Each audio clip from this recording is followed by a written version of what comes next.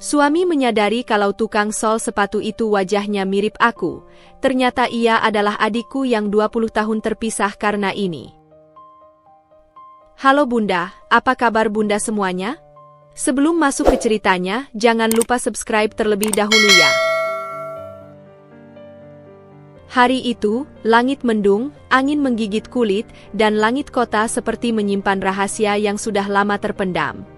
Aku sedang menyiram tanaman saat Mas Saka datang dari arah gang depan. Wajahnya tampak aneh, tidak marah, tidak senang, hanya bingung. Ada kerutan di antara alisnya yang biasanya hanya muncul saat ia membaca laporan keuangan. Dinda, katanya, meletakkan sepasang sepatu coklat tua yang baru saja disol.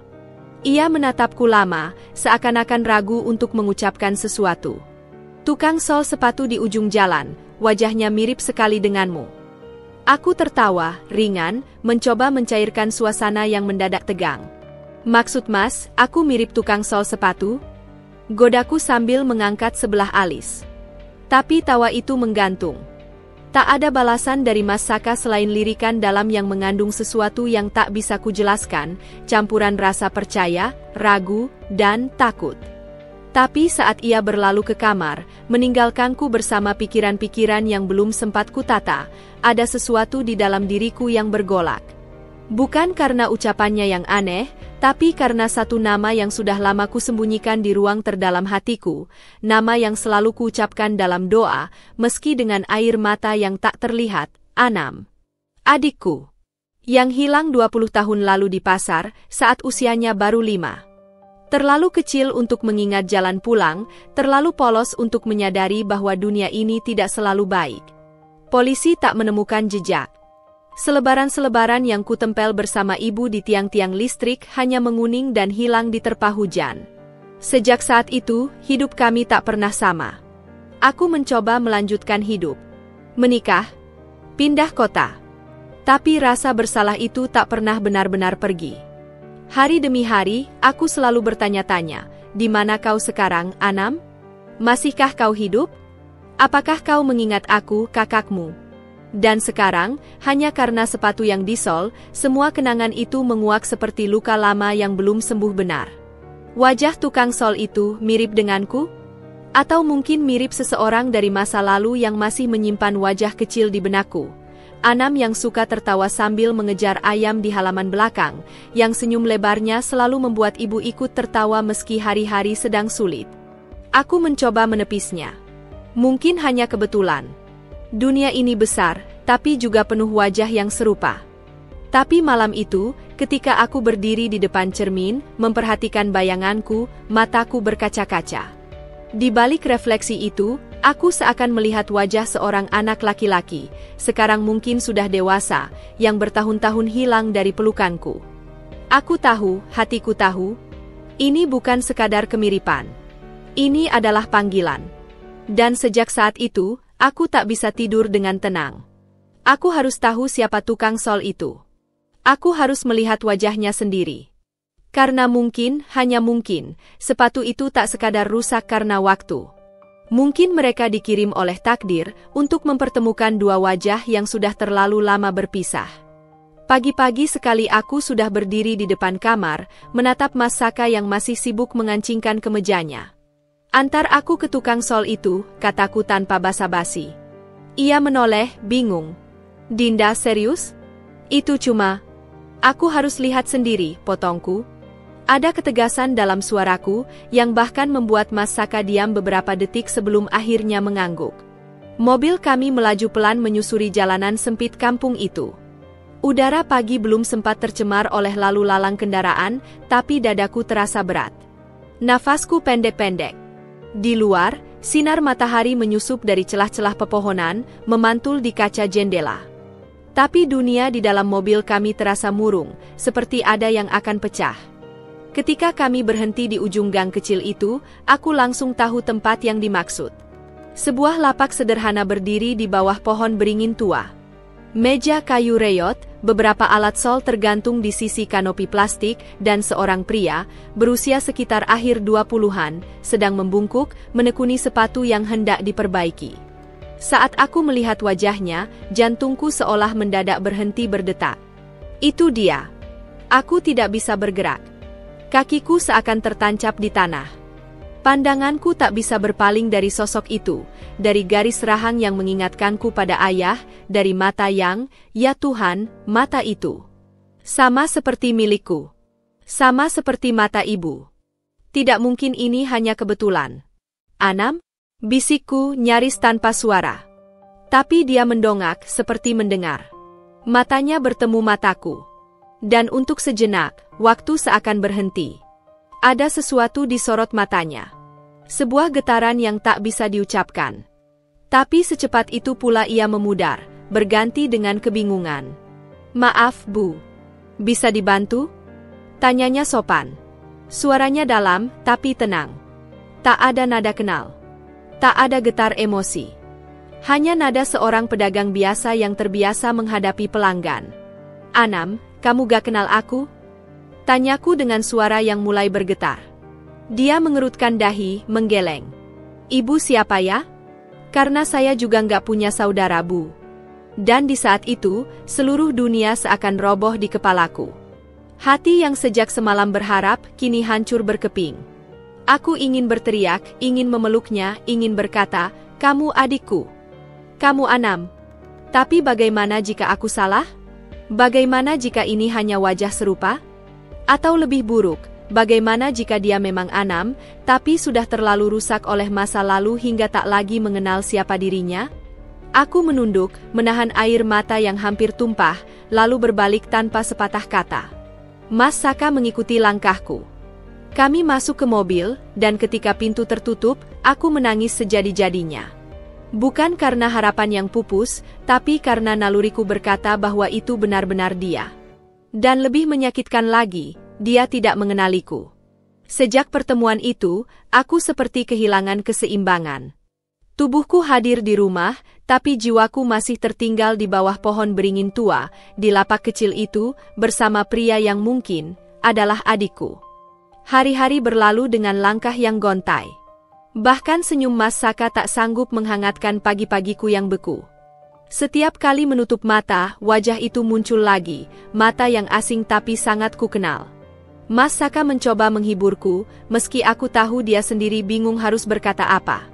Suatu malam, saat kami makan malam dalam diam yang menggantung, ia meletakkan sendoknya dan menatapku. Dinda, mungkin dia memang bukan Anam, katanya hati-hati. Kamu pasti terpukul, tapi bisa saja kamu hanya melihat kemiripan. Aku tak menjawab. Bukan karena aku tidak mendengar, tapi karena aku tidak setuju. Naluri seorang kakak tak bisa dibohongi. Aku kenal Anam lebih dari siapapun. Aku yang dulu menggandeng tangannya saat kami menyeberangi jalan sepulang sekolah. Aku yang dulu menepuk-nepuk punggungnya tiap kali ia terbangun dari mimpi buruk. Dan wajah itu, wajah laki-laki yang kukira hilang selamanya, sama persis dengan bayangan yang selama ini tersimpan dalam ingatanku. Malam itu aku masuk ke kamar belakang, ruang yang jarang aku masuki sejak menikah. Di sana ada lemari tua, peninggalan ibu, yang penuh dengan barang-barang masa lalu. Tangan gemetar saat menarik laci bawah, mengangkat satu demi satu album foto yang mulai dimakan waktu. Sampulnya berdebu, halaman demi halamannya mulai menguning. Tapi aku tahu yang kucari. Di halaman keempat, aku menemukannya. Foto kecil, sedikit buram, tapi jelas. Anam yang berusia 5 tahun, tersenyum lebar sambil memegang layangan. Rambut ikalnya berantakan dan matanya, mata itu tak berubah.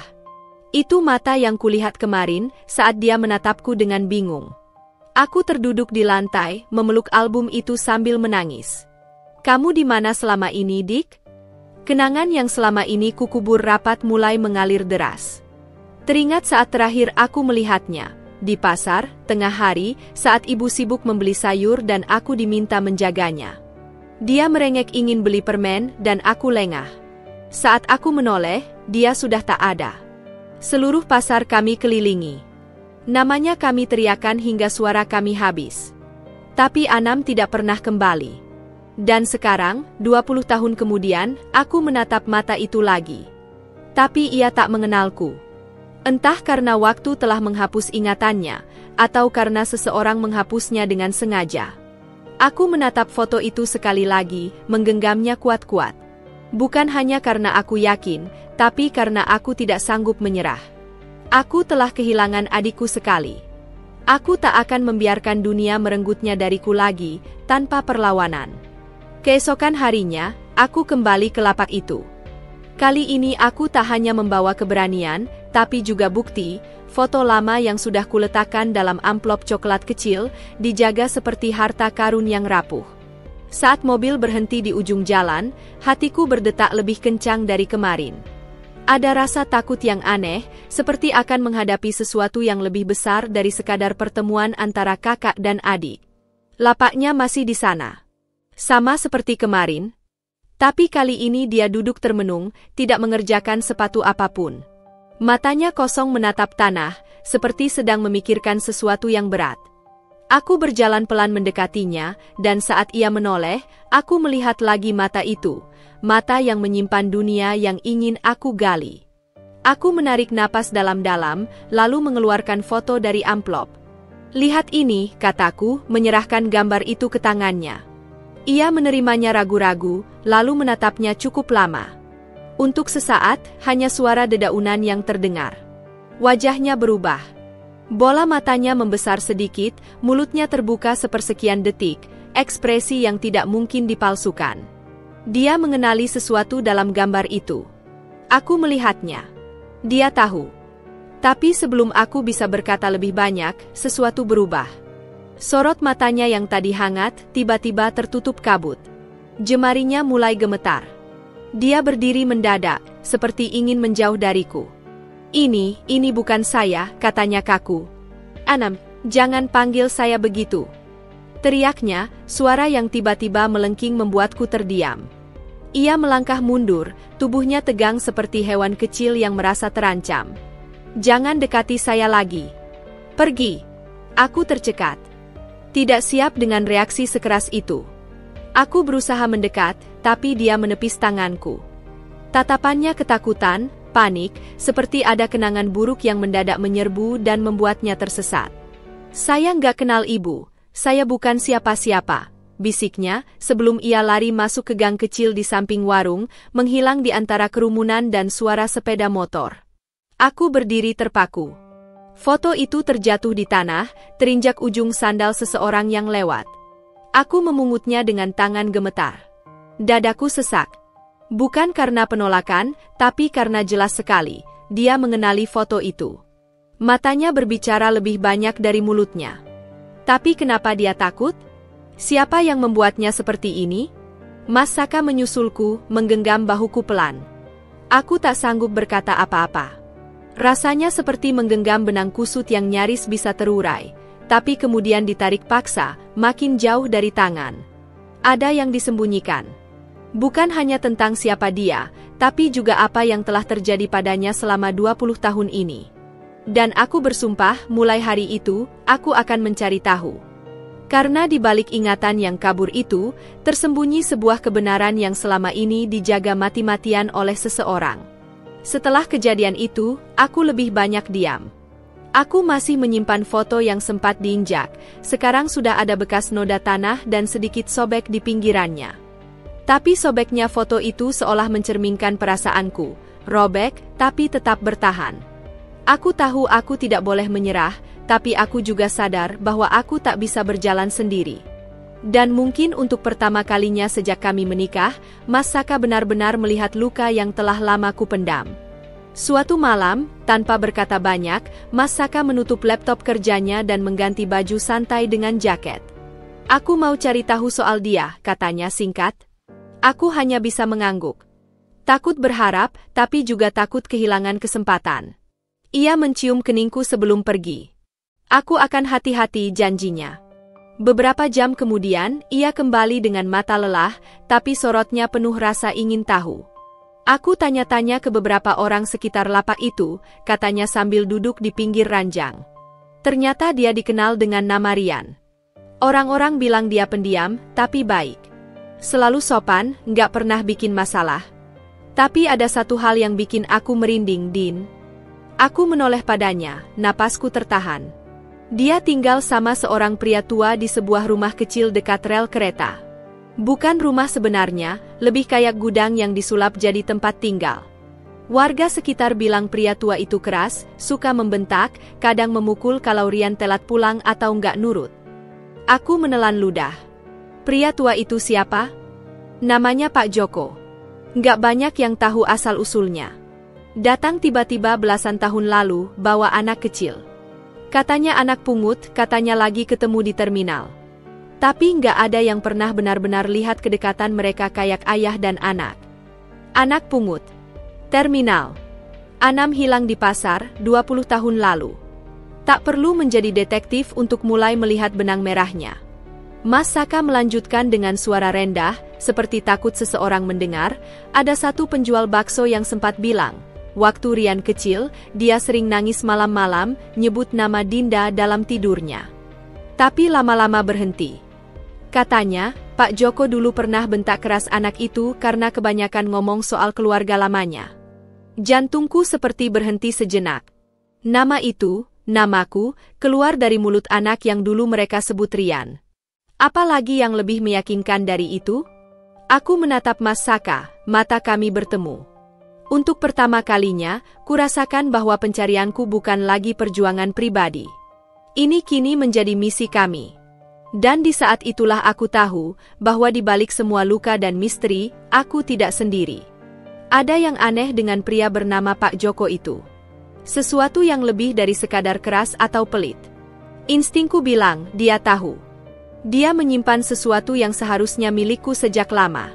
Dan Mas Saka, yang biasanya lebih suka diam, kini menjadi cahaya yang menuntunku menyusuri lorong gelap penuh rahasia.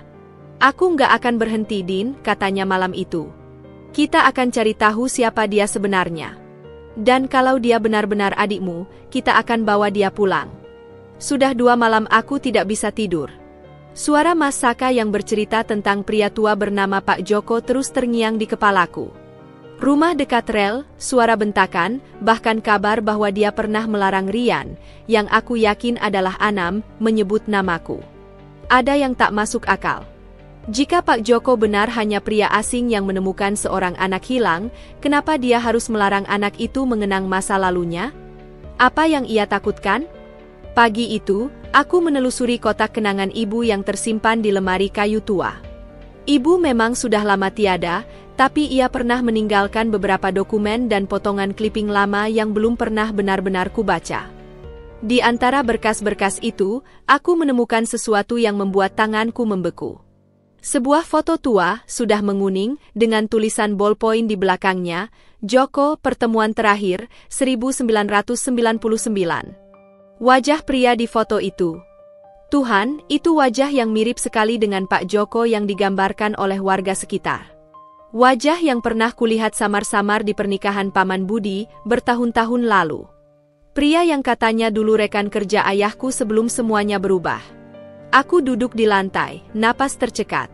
Jika itu benar dia, kenapa ibu menyimpan fotonya? Dan kenapa ada tulisan pertemuan terakhir?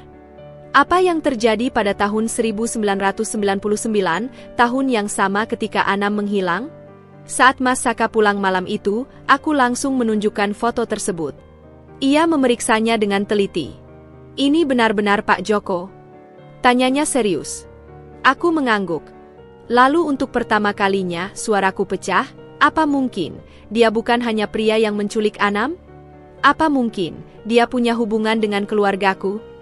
Mas Saka memandangku lama. Maksudmu? Aku tahu ini gila. Tapi ayah meninggal tiba-tiba. Anam hilang tak lama setelahnya. Dan sekarang ada pria ini, muncul dengan wajah yang pernah dekat dengan keluarga kita, menyembunyikan adikku. Apa itu semua kebetulan? Mas Saka memijit pelipisnya, mencoba merangkai potongan-potongan teka-teki yang semakin tidak masuk akal. Kamu berpikir dia, mungkin, pernah bekerja dengan ayahmu? Aku berdiri dan mulai berjalan bolak-balik. Bukan cuma itu. Dulu ibu pernah bilang, setelah ayah wafat, ada masalah besar di kantor. Ada pengkhianatan, katanya. Tapi semua dibungkam karena terlalu berbahaya. Aku nggak pernah tanya lebih jauh. Tapi sekarang aku bertanya-tanya, apa mungkin? Pak Joko salah satu dari mereka. Keheningan menyelimuti ruangan. Jika dugaanku benar, maka hilangnya Anam bukan sekadar kehilangan biasa, tapi bagian dari sesuatu yang lebih kelam. Sesuatu yang sudah lama dikubur dan dipaksa dilupakan. Dan kemungkinan itu membuat bulu kuduku berdiri. Kalau benar dia dulu rekan kerja ayahmu, kata Mas Saka pelan, maka dia tahu siapa kamu, siapa Anam.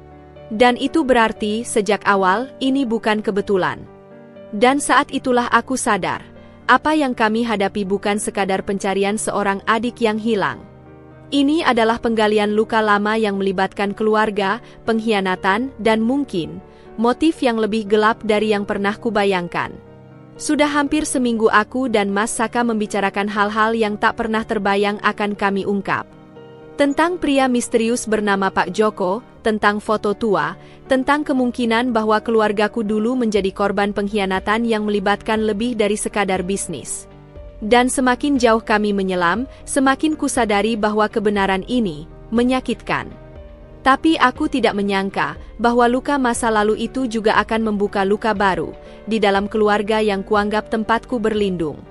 Siang itu, aku sedang menyiapkan makan siang ketika Bu Lestari, ibu mertuaku, datang lebih awal dari biasanya. Suaranya terdengar dari ruang tamu. Tajam. Tergesa. Aku menyeka tangan, lalu keluar dengan senyum lelah. Tapi senyumnya tak kembali. Aku dengar kamu sibuk cari-cari adikmu yang hilang itu lagi? Tanyanya tanpa basa-basi. Nadanya bukan sekadar ingin tahu, tapi terdengar seperti peringatan. Aku mengangguk pelan. Iya, Bu. Ada kemungkinan besar dia masih hidup. Dan aku harus. Kamu sudah jadi istri orang, potongnya cepat. Tanggung jawabmu sekarang bukan pada masa lalu, tapi pada suamimu. Pada keluarga ini. Aku menatapnya, mencoba mencari pengertian di matanya. Tapi yang kutemui hanyalah dingin yang menusuk. Bu, kalau adik ibu hilang 20 tahun lalu dan tiba-tiba muncul seseorang yang wajahnya mirip, apa ibu tidak akan melakukan hal yang sama? Ia mendengus. Ini bukan tentang simpati, Dinda. Ini tentang kamu yang menggali masa lalu yang seharusnya sudah mati. Sudah kubilang dari dulu, keluargamu itu penuh masalah. Dan sekarang kamu membawa masalah itu ke dalam rumah ini. Kata-katanya seperti tamparan. Masalah? Suaraku mulai meninggi. Adikku bukan masalah, Bu. Dia keluarga saya. Darah saya. Bu Lestari berdiri, wajahnya memerah. Justru itu. Kamu masih sibuk dengan darahmu sendiri, sampai lupa kamu sudah jadi bagian dari keluarga Saka. Apa kamu mau membuka aib lama? Mau menyeret-nyeret nama suamimu? Nama almarhum suamiku? Aku membeku. Apa maksud ibu? Nama almarhum suami ibu? Dia terdiam sesaat. Terlalu lama. Dan di keheningan itu, aku tahu. Ada sesuatu yang dia tahu. Sesuatu yang selama ini disembunyikan. Aku hanya tidak ingin masa lalu mengganggu masa depan kalian, katanya akhirnya, suara menurun tapi tidak lunak. Lupakan adikmu, Dinda. Demi kebaikan semuanya. Tapi saat itu, kebenaran sudah terlanjur menyentuh permukaan. Aku melangkah mundur. Atau mungkin, ibu bukan takut aku membuka luka lama. Ibu takut aku menemukan sesuatu yang bisa menghancurkan citra keluarga ini. Wajah Bu Lestari mengeras. Jaga bicaramu. Kenapa ibu tak pernah suka aku membahas ayahku? Kenapa ibu selalu menghindar saat aku bertanya tentang masa lalu? Apa karena suami ibu terlibat? Mas Saka muncul di ambang pintu, wajahnya tegang. Ia memandang ibunya, lalu aku. Ketegangan itu seperti awan petir yang menggantung di antara kami bertiga. Sudah cukup, katanya pelan tapi tajam. Ibu, Dinda berhak mencari adiknya. Ini bukan soal keluarga siapa. Ini soal benar dan salah. Bu Lestari menatap putranya. Ada luka dalam matanya. Tapi juga ketakutan. Aku hanya ingin melindungi kamu, Saka, katanya akhirnya. Dari warisan dosa yang bukan milikmu. Dan dalam kata-katanya itu, terbuka celah kebenaran. Bahwa memang ada sesuatu yang diwariskan, bukan harta, tapi kesalahan. Dan sekarang, kami sedang menggalinya, sedikit demi sedikit.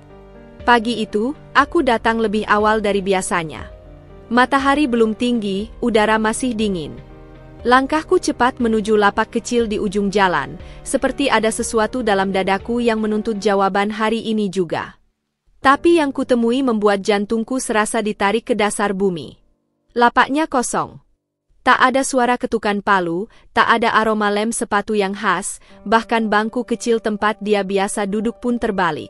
Seperti ditinggalkan dalam panik. Aku menoleh ke sekeliling, berharap melihat sosoknya sedang membeli sarapan atau sekadar menyapu halaman. Tapi tidak ada. Tidak ada Anam. Tidak ada Rian. Hanya kesunyian yang menggantung berat di udara. Aku mulai bertanya ke pedagang-pedagang sekitar. Sebagian hanya mengangkat bahu. Tapi seorang wanita tua, penjual lontong sayur, memberi jawaban yang membuat tenggorokanku mengering. Dia dibawa orang Bu, katanya pelan. Tadi subuh. Pria tua yang sering jemput dia. Saya kira biasa aja. Tapi, anak itu kelihatan takut. Takut? Suaraku tercekat. Iya. Wajahnya pucat. Dia sempat bilang tolong ke saya. Tapi pelan sekali. Kayak nggak berani. Aku berdiri mematung. Tangan gemetar memegang tas. Rasa panik menyergap seperti kabut dingin. Dia tahu aku sudah dekat. Dan dia mempercepat semuanya. Pak Joko, pria yang kusebut hanya dalam bisik, telah membawanya pergi. Lagi. Telepon genggamku hampir terjatuh saat kuhubungi Mas Saka dengan tangan gemetar. Dia hilang kataku cepat. Lapaknya kosong. Orang-orang bilang dia dibawa subuh-subuh. Dengan paksa. Mas Saka langsung memintaku pulang dan menunggu. Tapi bagaimana aku bisa duduk diam saat dunia di sekelilingku kembali runtuh? Aku menatap jalanan kosong itu. Di mana semalam, mungkin Anam duduk diam menunggu pagi. Dan kini, hanya sisa debu dan sepotong sandal rusak yang tertinggal di bawah bangkunya. Aku memungutnya. Genggamanku erat. Seolah itu satu-satunya yang bisa kutahan dari Anam yang kembali menghilang dari pelukanku. Tapi tidak. Kali ini berbeda. Kali ini aku tahu siapa yang membawanya. Dan aku tidak akan diam. Malamnya, Mas Saka kembali dengan wajah penuh amarah. Aku telusuri rumah dekat rel itu, katanya. Kosong. Sudah ditinggalkan. Warga bilang semalam mereka lihat mobil pick-up tua keluar dari sana. Plat nomornya kabur. Tapi arah perginya ke utara. Dia tahu kita hampir menemukannya, kataku pelan. Iya, jawab Mas Saka. Dan dia berusaha membuat semuanya lenyap lagi. Aku duduk lemas di lantai. Tapi kali ini bukan karena pasrah. Tapi karena aku tahu, permainan ini sudah berubah menjadi perburuan. Dan aku tidak akan berhenti sampai adikku kembali. Dalam keadaan hidup. Dan bebas. Malam itu hujan turun deras, membasahi kaca jendela seperti ingin menghapus jejak-jejak luka yang berserakan di rumah kami. Tapi luka ini terlalu dalam, terlalu lama membeku, dan kini mulai mencair menjadi sesuatu yang lebih tajam. Kemarahan. Mas Saka duduk di ruang kerja, tubuhnya membungkuk di depan laptop milik ibunya yang berhasil ia pinjam diam-diam saat Bu Lestari tertidur. Wajahnya murung, matanya serius. Aku duduk di sofa, jantungku berdetak tak beraturan. Entah apa yang sedang ia cari, tapi aku tahu, sesuatu akan terungkap malam ini. Lalu, tanpa peringatan, ia membeku. Jarinya berhenti di atas touchpad. Matanya terpaku pada layar. Dinda, bisiknya, lihat ini. Aku bangkit, berjalan pelan, lalu menatap layar laptop yang menampilkan sebuah file dokumen berjudul Aset Non-Bisnis, Arsip Pribadi Almarhum BP, Saka SR. Mas Saka mengkliknya. Isinya bukan laporan keuangan. Bukan surat warisan. Tapi catatan pribadi. Potongan email lama, memo internal, dan catatan pendek yang membuat darahku mengalir dingin. Pastikan Anam tidak bertemu Dinda. Jika perlu, pindahkan lagi. Joko tahu apa yang harus dilakukan. Tanganku menutupi mulut. Mataku panas. Ini bukan sekadar kekhawatiran biasa. Ini rencana. Perintah. Dan itu berasal dari ayah mertua kami sendiri. Mas Saka menatapku. Ayahku tahu tentang Anam. Bahkan, dia yang menyuruh Pak Joko menjauhkan kalian. Aku mundur, hampir tersandung kursi. Dunia berputar. Semua ucapan Bu Lestari, semua peringatan samar, semua keengganannya membahas masa lalu, semuanya kini menjadi jelas. Keluarga mereka terlibat langsung. Bukan hanya tahu, tapi aktif menutupi keberadaan Anam. Apa ini, tentang bisnis ayahku dulu? Tanyaku nyaris tak terdengar. Apa mereka takut warisan keluargaku akan kembali kalau Anam ditemukan? Mas Saka mengangguk pelan. Ayahku dan ayahmu dulu bersaing keras di dunia ekspor. Tapi ternyata lebih dari itu, mereka pernah jadi mitra. Lalu terjadi konflik. Dan setelah ayahmu wafat, perusahaanmu hampir bangkrut, tapi anehnya, sahamnya justru dialihkan. Dan kini sebagian besar dikendalikan yayasan milik keluarga kita. Aku memejamkan mata. Itu sebabnya Anam harus dihilangkan. Karena dia adalah ahli waris terakhir. Karena kehadirannya bisa membalik semuanya. Mas Saka berdiri, berjalan mondar-mandir, meninju udara kosong. Aku nggak tahu, Din. Aku nggak tahu keluargaku menyembunyikan semua ini. Aku merasa dikhianati. Aku bangkit dan menggenggam tangannya. Bukan kamu yang salah. Tapi sekarang kita tahu. Dan kita tidak akan membiarkan mereka menang. Hujan masih turun. Tapi petir tak lagi menggertak langit. Kini guntur itu pindah ke dalam diri kami, membangkitkan kemarahan yang sah. Kebenaran sudah terbuka. Dan ini bukan lagi tentang pencarian adik. Ini soal keadilan. Tentang siapa yang pantas membayar harga dari semua kehilangan. Mas Saka menatapku dalam-dalam. Kita akan cari Anam. Dan kita akan bongkar semuanya, meski harus melawan ibu dan nama besar keluarga ini. Aku mengangguk. Air mataku mengalir, bukan karena sedih, tapi karena akhirnya, aku tidak sendiri dalam perang ini. Aku tak pernah menyangka malam itu akan menjadi saksi dari kebenaran yang begitu getir. Kami duduk bertiga di ruang tamu, aku, Mas Saka, dan Bu Lestari. Tak ada kopi. Tak ada suguhan. Hanya udara dingin yang mengelilingi kami, dan kenyataan yang telah menekan kami ke titik ini. Mas Saka membuka percakapan dengan suara tenang, tapi aku tahu betul amarahnya hanya disimpan sementara. Bu, katanya pelan, kami tahu tentang catatan di laptop itu. Bu Lestari tak menjawab. Wajahnya diam seperti batu, tapi matanya berkedip, menahan sesuatu. Entah kebohongan, entah kebenaran yang selama ini ia sembunyikan. Catatan ayah. Tentang Anam. Tentang Joko. Semua kami tahu.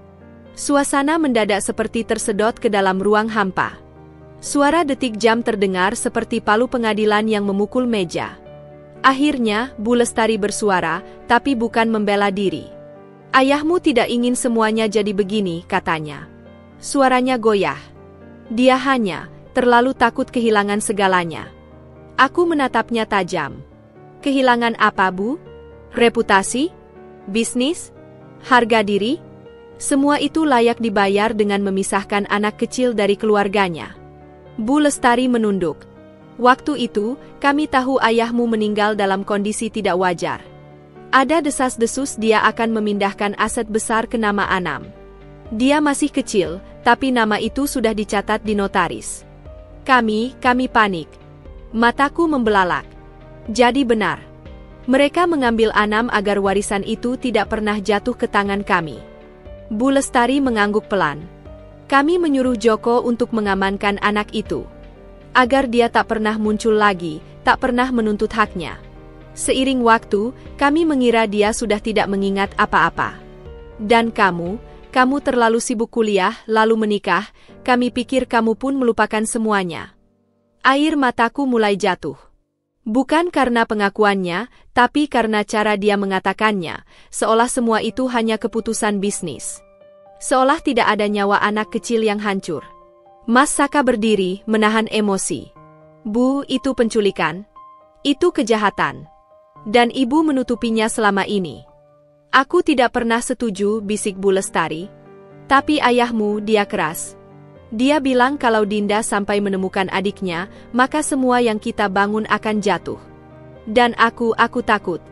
Aku berdiri, menggenggam bahu Mas Saka. Dia bukan hanya adikku, Bu.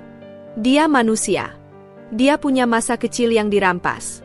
Dan kami akan mencarinya, apapun risikonya. Bu Lestari menutup wajahnya dengan tangan. Maafkan Ibu. Ibu salah. Ibu hanya ingin melindungi keluarga ini. Mas Saka menatapnya, dingin tapi masih anak yang pernah mencintai ibunya. Kalau Ibu ingin menebusnya, jangan halangi kami lagi. Karena mulai malam ini, keluarga yang kami lindungi bukan lagi yang dibangun dari kebohongan. Diam-diam, aku tahu pengakuan ini bukan akhir, ini baru permulaan. Kami masih harus menemukan Anam. Dan kini, kami membawa kebenaran paling berbahaya, bahwa kami punya alasan untuk melawan. Pagi itu, aku terbangun dengan rasa gelisah yang tak kunjung hilang. Suara hujan yang tadi malam masih terdengar deras, kini hanya menyisakan tetesan air di atap. Tapi aku tidak bisa menenangkan pikiran yang berputar-putar, mengingat percakapan dengan Bu Lestari semalam, tentang bagaimana segalanya yang terjadi selama 20 tahun ini adalah bagian dari rencana yang jauh lebih besar dan lebih kelam. Keluarga kami bukan hanya sekadar terpisah karena waktu dan jarak, tapi juga karena satu kesalahan yang mereka sembunyikan rapat-rapat. Mas Saka sudah bangun lebih dulu. Dulu, aku biasa memandangnya dengan penuh cinta, melihat dia sebagai suami yang penuh perhatian. Namun kini, aku melihatnya dengan rasa yang lebih dalam, sebagai sekutu dalam pertempuran yang belum berakhir. Dinda, katanya dengan wajah serius, aku baru dapat kabar dari teman-temanku di kantor. Ada jejak Anam yang terlihat di stasiun. Beberapa orang bilang, dia menghilang ke arah utara. Aku merasakan sesuatu yang berat mengendap di dada. Dia sudah tahu Saka. Anam tahu kita mendekat. Dan jika dia melarikan diri begitu saja, kita bisa kehilangan jejak lagi. Mas Saka menggenggam tanganku dengan erat. Tidak. Kita tidak akan membiarkannya pergi lagi. Kita harus mencari dia sebelum Pak Joko menemukan dia duluan. Aku mengangguk. Hatiku berdebar, penuh kekhawatiran dan kebingungan. Apa yang akan terjadi jika kami terlambat? Bagaimana jika Pak Joko sudah membawanya ke tempat yang jauh, jauh sekali hingga kami tidak bisa menemukannya? Kami bergegas pergi, mengikuti informasi yang kami dapatkan dari para saksi yang melihat Anam di stasiun, tapi semakin kami menyusuri jalanan, semakin terasa bahwa kami hanya berlari dalam lingkaran yang sama. Tidak ada tanda-tanda Anam. Saat itu, teleponku berdering. Suara Anam di ujung sana terdengar begitu lemah dan terputus-putus, seolah-olah dia berusaha untuk bersembunyi. Kak Dinda, aku di sini, tolong mereka mengejar aku. Hatiku serasa hancur mendengar kata-katanya. Anam, di mana kamu? Kita sudah dekat. Jangan takut ya. Kami akan segera ke sana. Namun, suara di seberang sana terhenti. Hanya napas yang terdengar, diselingi suara gemerisik. Aku bisa merasakan ketakutan yang mendalam dalam suaranya. Jangan datang ke sini, Kak. Joko, dia tahu kamu mencari aku. Dia sudah bilang dia akan, suaranya terhenti sejenak, kemudian terdengar samar-samar. Dia akan membunuhku jika kalian terus mencari. Aku terdiam, dada terasa sesak. Anam sedang berada dalam bahaya yang nyata. Kami sudah terlambat.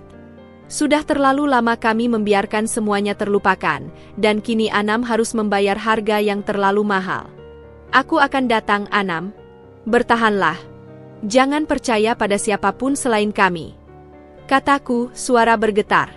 Mas Saka menatapku dengan ekspresi penuh tekad. Kita harus pergi sekarang. Kami melaju cepat, menembus hujan yang semakin deras. Stasiun itu bukan tempat yang kami harapkan, tapi itulah satu-satunya petunjuk yang kami punya. Aku bisa merasakan setiap detik berlalu dengan sangat berat, dan di dalam dadaku ada rasa takut yang tidak bisa diungkapkan dengan kata-kata. Kami harus cepat. Kami harus menemukan Anam sebelum Pak Joko membawa dia lebih jauh lagi. Tapi saat kami hampir sampai di stasiun, teleponku kembali berdering. Kali ini, bukan suara Anam yang terdengar, melainkan suara yang sangat familiar, suara Pak Joko. Kalian sudah terlambat, katanya dingin. Anam sudah tidak ada di sini lagi. Aku merasa dunia berputar. Hatiku hampir berhenti berdetak. Joko, di mana dia? Apa yang kau lakukan padanya? Tanyaku dengan suara yang hampir tak bisa menahan amarah. Pak Joko tertawa, suara tawa yang dingin dan penuh kebencian. Dia sudah jauh dari jangkauan kalian. Tidak ada yang bisa menyelamatkan dia sekarang. Aku sudah lama menunggu saat ini. Aku meremas ponsel itu, memaksakan diri untuk tetap tenang.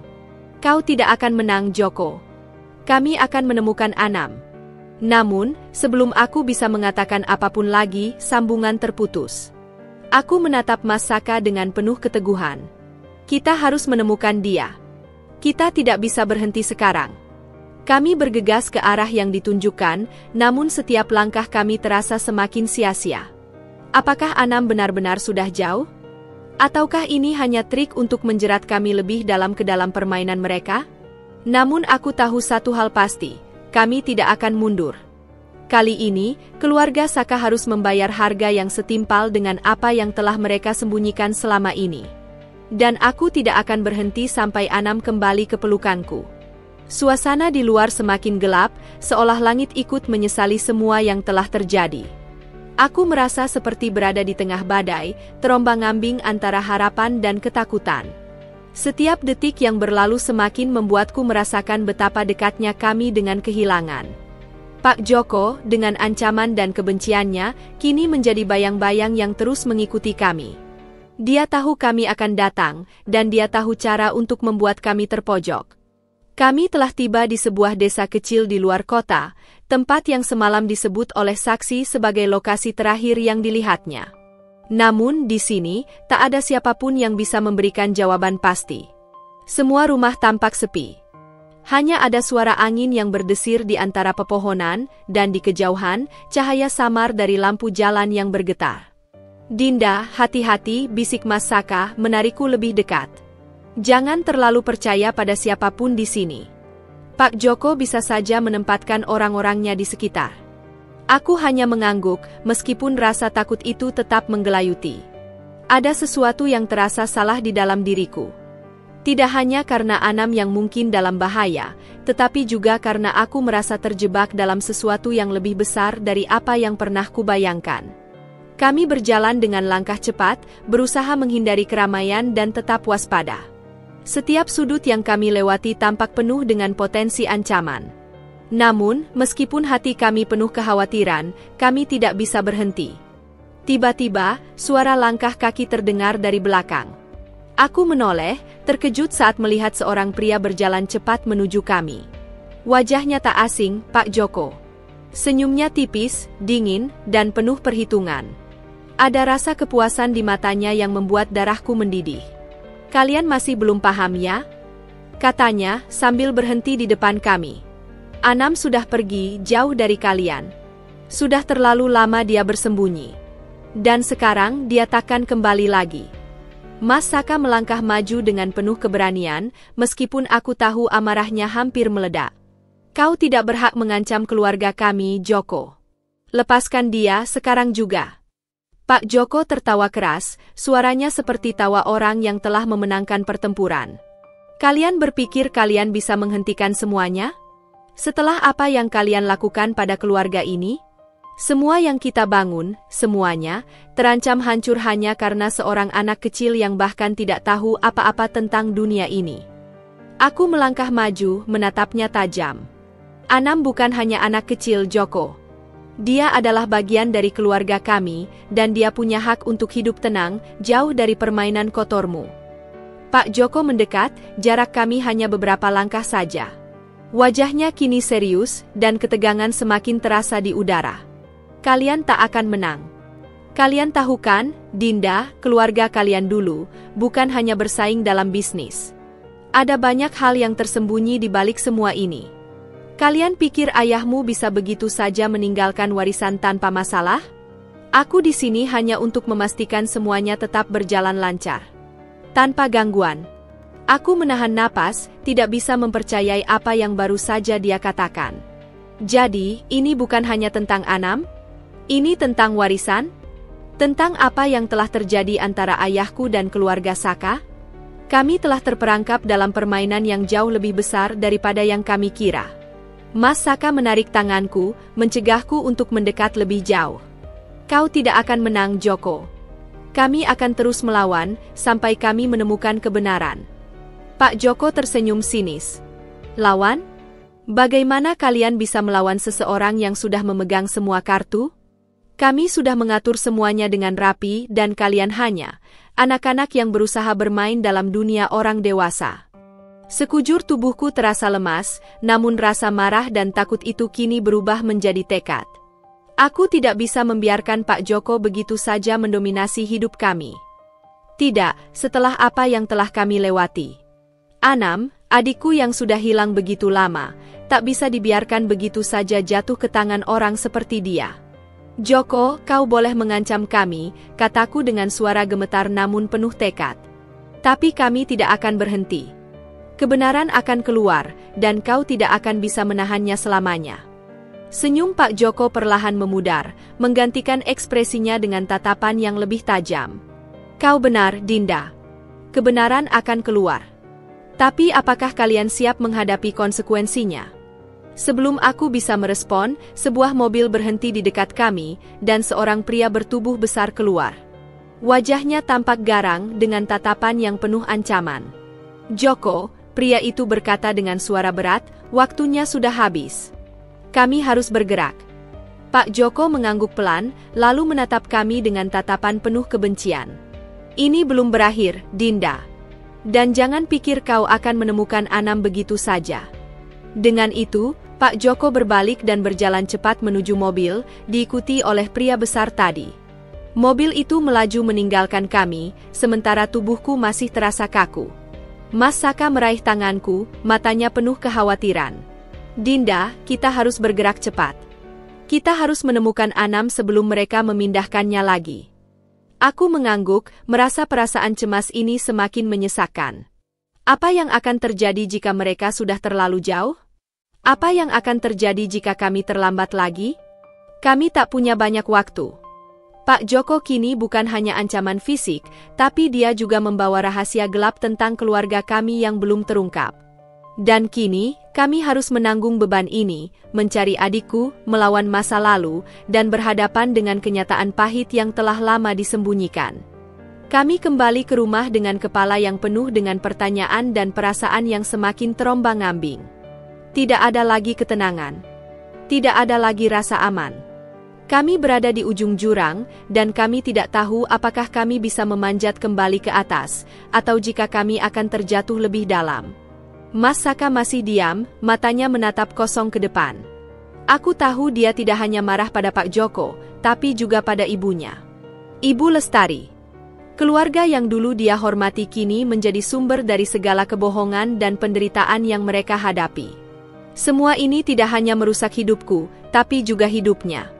Hidup kami semua. Setibanya di rumah, aku merasakan ketegangan yang membara di udara. Ibu Lestari sudah ada di ruang tamu, duduk dengan wajah murung dan tangan yang gemetar memegang secangkir teh. Sejak kejadian semalam, dia tampak lebih tua, lebih lelah, seperti seseorang yang sudah kehilangan semua semangat hidup. Mungkin dia tahu apa yang akan terjadi selanjutnya. Mas Saka langsung duduk di kursi, tak berkata sepatah kata pun.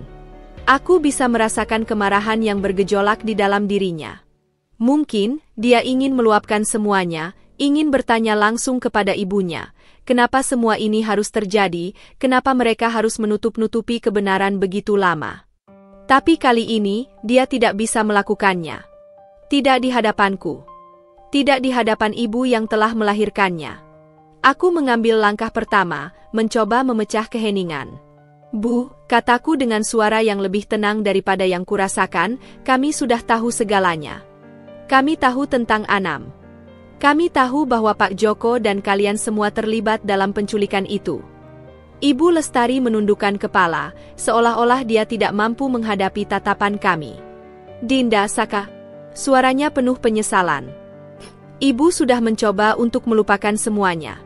Dulu, ketika ayahmu masih hidup, semuanya sudah terlanjur berjalan begitu jauh. Aku hanya mengikuti apa yang ayahmu inginkan. Aku tidak tahu bagaimana menghadapinya. Aku tidak bisa menahan emosi yang menguasai diriku. Jadi, ibu memilih untuk diam? Untuk melindungi kebohongan? Untuk melindungi keluarga yang memisahkan adikku dari aku? Kenapa, Bu? Kenapa tidak ada satu orang pun dalam keluarga ini yang punya keberanian untuk mengungkap kebenaran? Mas Saka akhirnya berbicara dengan nada yang penuh luka, suaranya bergetar. Aku tidak pernah tahu siapa ibu yang sebenarnya. Apa yang ibu lakukan selama ini bukan hanya melindungi keluarga ini, tapi juga menghancurkan hidup kami. Aku tidak bisa memaafkan ibu, Bu Lestari, jika ibu terus mendukung kebohongan ini. Ibu Lestari menatap kami dengan air mata yang mulai mengalir di pipinya. Aku tahu aku salah. Tapi, apa yang aku lakukan, itu semua demi kalian. Ayahmu, dia sangat takut kehilangan segalanya. Kalian tidak tahu betapa besar ancaman yang kami hadapi saat itu. Aku tidak bisa menanggung semua itu sendirian, dan aku tidak tahu harus berbuat apa. Aku terdiam, merasakan sakit di hati. Ada sesuatu yang sangat buruk terjadi pada keluarga kami, sesuatu yang lebih besar dari yang aku bayangkan. Tapi itu tidak mengurangi rasa sakitku, rasa sakit karena tahu bahwa ibu memilih untuk mendiamkan adikku yang hilang. Aku tidak ingin lagi mendengarkan alasanmu, Bu, kataku, berusaha menahan air mata. Kami akan mencari Anam. Kami akan membawa dia pulang. Tidak peduli apa yang terjadi. Mas Saka bangkit dari kursinya, memandang ibunya dengan tatapan yang penuh amarah. Aku tidak ingin lagi mendengar alasan apapun, Bu. Aku tidak peduli lagi dengan apa yang terjadi di masa lalu. Yang aku pedulikan sekarang adalah menemukan adikku. Adikku yang kau sembunyikan dari kami. Kami akan menghadapinya, meskipun kau mencoba menghalanginya lagi. Ibu Lestari terdiam, wajahnya penuh penyesalan yang begitu dalam. Saka, aku tidak bisa menghentikan kalian. Tapi aku harap kalian tahu, bahwa segala yang aku lakukan selama ini adalah karena aku takut kehilangan segalanya. Aku memandangnya, lalu berbalik ke Mas Saka.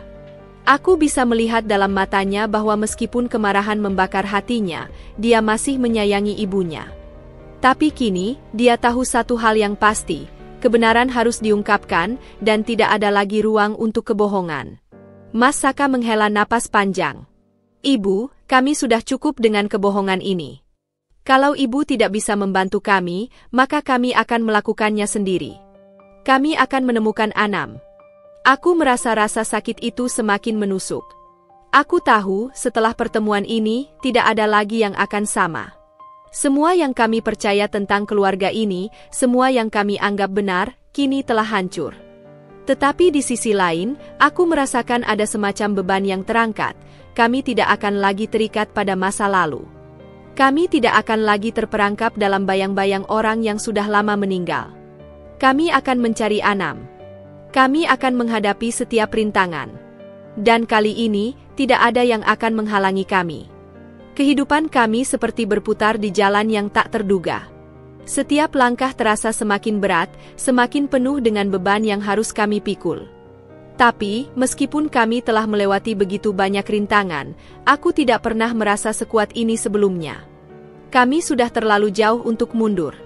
Aku sudah terlalu lama mencari dan sekarang, aku hanya ingin satu hal, memeluk adikku kembali. Hari itu, langit tampak lebih cerah dari biasanya, seolah alam juga mengetahui betapa pentingnya pertemuan ini bagi kami. Mas Saka dan aku duduk di dalam mobil, melintasi jalan yang sudah sangat kami kenal. Di luar jendela, pemandangan rumah-rumah sederhana berbaris di sepanjang jalan, dan semakin mendekati tujuan kami, aku bisa merasakan jantungku berdegup kencang. Hanya beberapa menit lagi, dan aku akan bertemu dengan Anam. Aku sudah mencoba menenangkan diriku sendiri, tapi perasaan itu, perasaan campur aduk antara kegembiraan dan ketakutan, terus menggerogoti dadaku. Apa yang akan aku katakan padanya?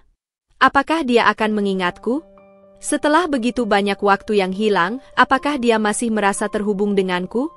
Aku berusaha menepis keraguan itu, meskipun hatiku tetap berdebar tak karuan. Mas Saka meraih tanganku, memberi aku kekuatan yang tak terucapkan. Dinda, kita sudah hampir sampai. Dia sudah menunggu, kamu tahu itu kan? Aku mengangguk pelan, berusaha menenangkan napasku. Aku hanya takut dia tidak mengenaliku lagi. Dia mengenalimu, Dinda. Percaya padaku, kata Mas Saka dengan penuh keyakinan, meski aku tahu dia sendiri tertekan oleh ketegangan ini. Namun, ada keteguhan di mata Mas Saka. Dia tahu apa yang aku rasakan, dan dia tahu betapa besar artinya pertemuan ini bagi kami. Mobil berhenti di depan sebuah rumah kecil yang tampak sepi. Tak jauh dari sana, aku melihat sosok yang sudah lama hilang dari hidupku, Anam. Dia berdiri di depan rumah, sedikit menunduk, seperti menunggu sesuatu atau seseorang.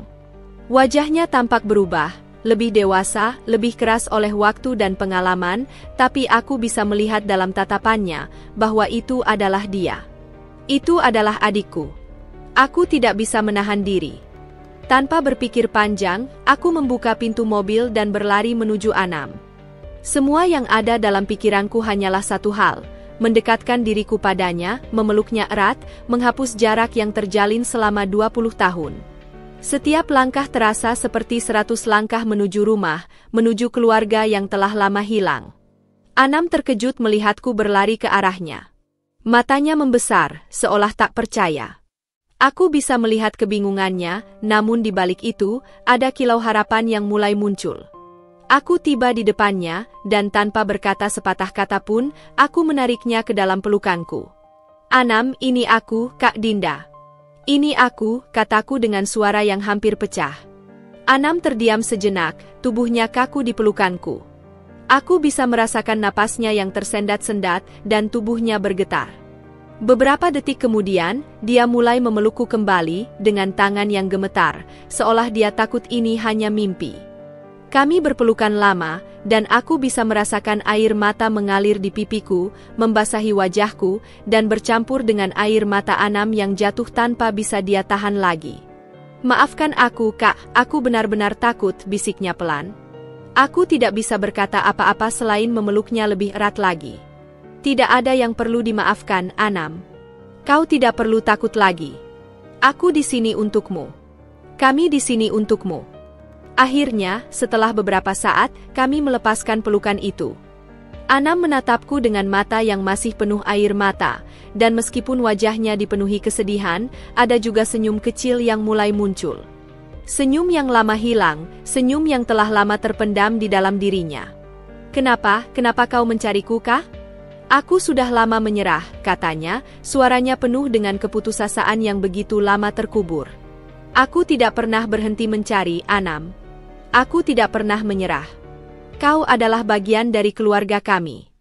Tidak peduli berapa lama waktu yang dibutuhkan, aku akan selalu mencarimu. Dan sekarang, akhirnya kita bisa bersama lagi. Anam mengangguk, dan aku bisa melihat kelegaan yang mulai muncul di wajahnya. Aku ingat semuanya, Kak. Aku ingat bahwa aku dulu punya keluarga yang menyayangiku. Tapi aku takut. Aku takut, Kak. Semua yang terjadi begitu mengerikan.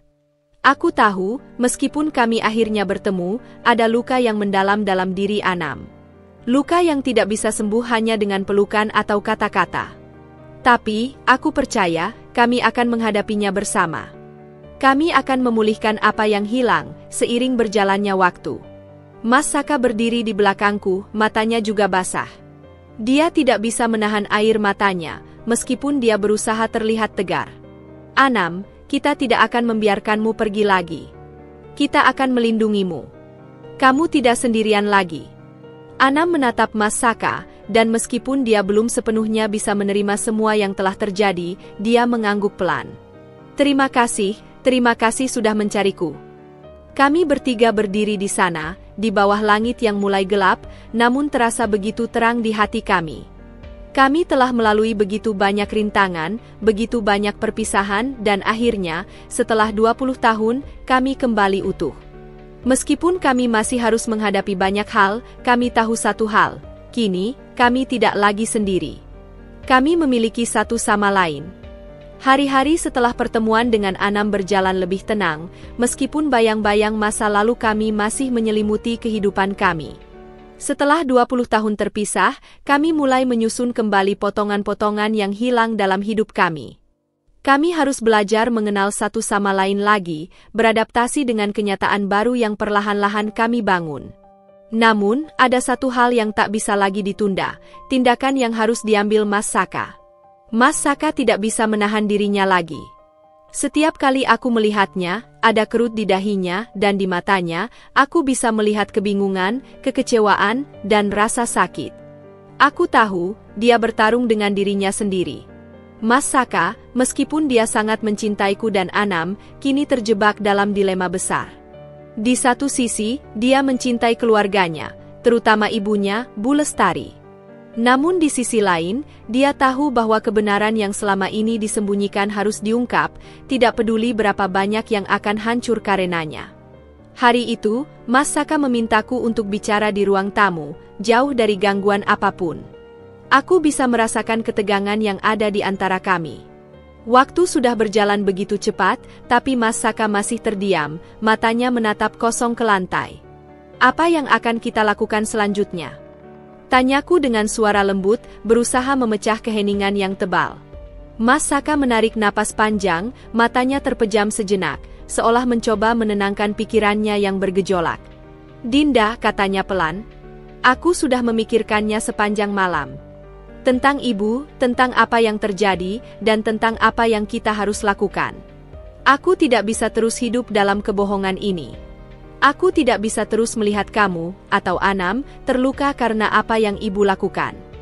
Aku tahu, dia sudah lama terperangkap dalam kebingungannya. Mas Saka adalah orang yang sangat peduli pada keluarga. Dia tidak bisa begitu saja membuangnya, terutama ibunya, yang selama ini selalu ada dalam hidupnya.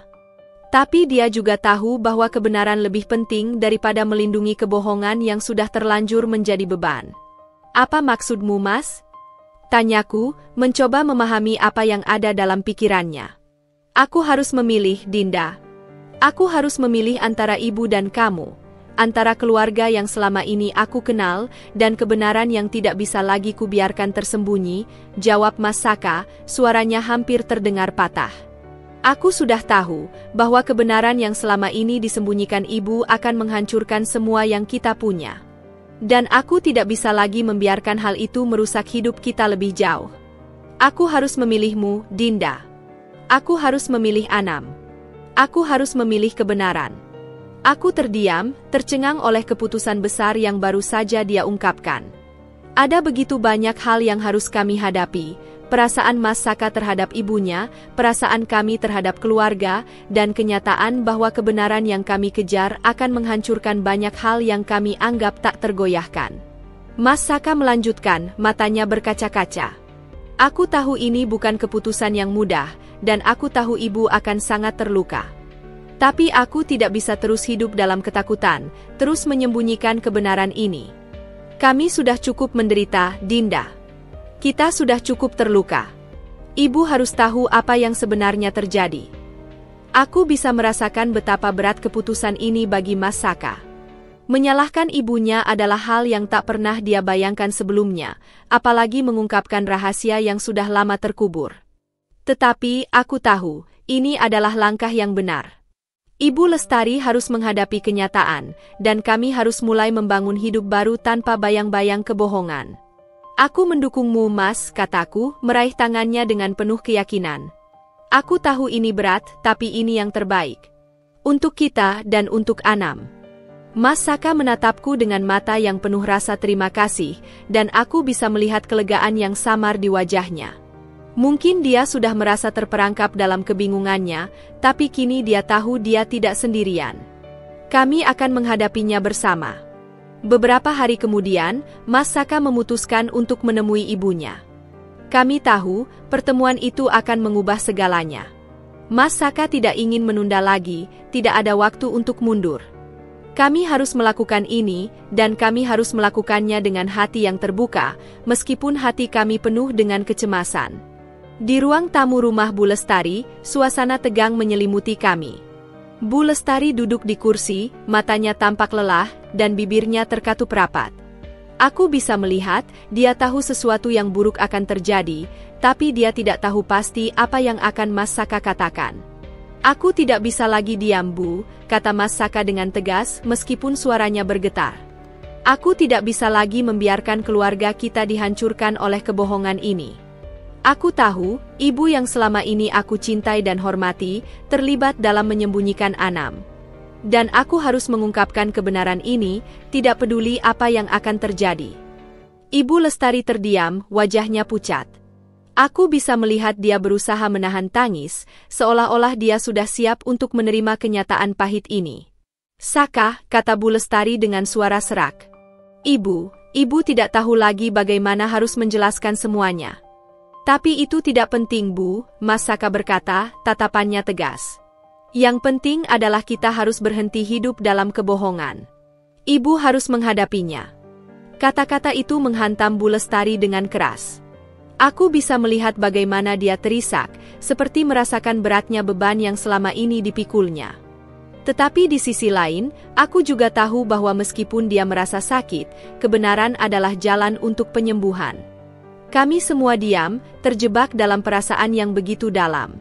Bu Lestari akhirnya menunduk, dan suara isakannya semakin keras. Aku hanya ingin melindungi kalian, aku takut kehilangan semuanya. Mas Saka mendekat, dan meskipun ada banyak luka yang harus disembuhkan, dia meletakkan tangannya di bahu ibu. Kebenaran tidak akan menghilangkan kami, Bu. Kita akan menghadapinya bersama. Hari itu, Mas Saka mengambil langkah besar, memilih untuk menghadapi kenyataan, meskipun itu berarti kehilangan banyak hal yang pernah dia anggap pasti. Tapi di balik keputusan itu, ada satu hal yang pasti, kebenaran telah menemukan jalannya, dan meskipun itu berat, itu adalah jalan menuju pemulihan. Kami akan menghadapi apapun yang datang bersama-sama. Aku duduk di meja makan bersama Mas Saka dan Anam, menatap pemandangan di luar jendela. Matahari sore menyinari rumah kami dengan cahaya lembut yang menenangkan. Rasanya aneh, hampir seperti berada di dunia yang berbeda. Dunia yang penuh dengan harapan, yang dulu terasa begitu jauh, kini semakin dekat dengan kenyataan. Walaupun perjalanan kami penuh dengan air mata dan luka, akhirnya kami mulai melihat secercah cahaya di ujung terowongan yang panjang itu. Setelah pengakuan Mas Saka dan pertemuan yang penuh emosi dengan Bu Lestari, segalanya perlahan berubah. Ibu Lestari, meskipun terluka dan terkejut oleh keputusan yang diambil anaknya, akhirnya mulai menerima kenyataan. Meskipun rasa sakit itu masih ada, kami semua tahu bahwa perbaikan itu dimulai dengan kebenaran yang sudah lama tersembunyi. Kami memutuskan untuk melapor ke polisi tentang Pak Joko, pria tua yang selama ini mengontrol Anam dengan cara yang sangat buruk. Anam, yang dulu ketakutan dan cemas setiap kali mendengar namanya disebut, kini mulai merasa sedikit lega. Keputusan untuk melaporkan Pak Joko adalah langkah pertama yang memberi kami kepercayaan bahwa kami bisa mengendalikan hidup kami kembali, dan lebih penting lagi, Anam bisa mulai hidup bebas. Polisi mulai menyelidiki kasus Pak Joko, dan walaupun proses itu memakan waktu, kami merasa ada harapan baru. Anam mulai merasa lebih aman, dan meskipun proses hukum berjalan lambat, kami tahu bahwa perlahan-lahan, keadilan akan ditegakkan. Aku tak pernah merasa begitu lega.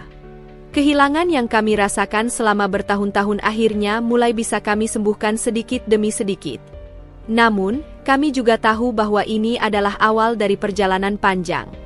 Ada banyak hal yang harus diperbaiki, baik dalam hubungan kami dengan keluarga besar, maupun dengan diri kami masing-masing. Mas Saka, meskipun sudah membuat keputusan besar dengan mengungkapkan kebenaran, merasa hancur karena hubungan dengan ibunya sangat berubah. Bu Lestari, meskipun meminta maaf dan berusaha memahami, tetap merasa kehilangan kontrol atas banyak hal.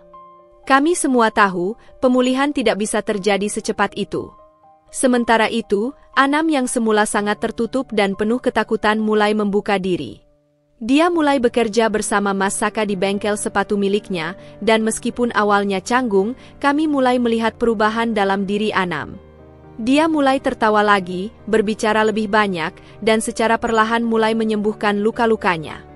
Setiap hari, aku melihat bagaimana dia tumbuh menjadi pribadi yang lebih kuat, lebih mandiri, sama seperti adikku yang dulu.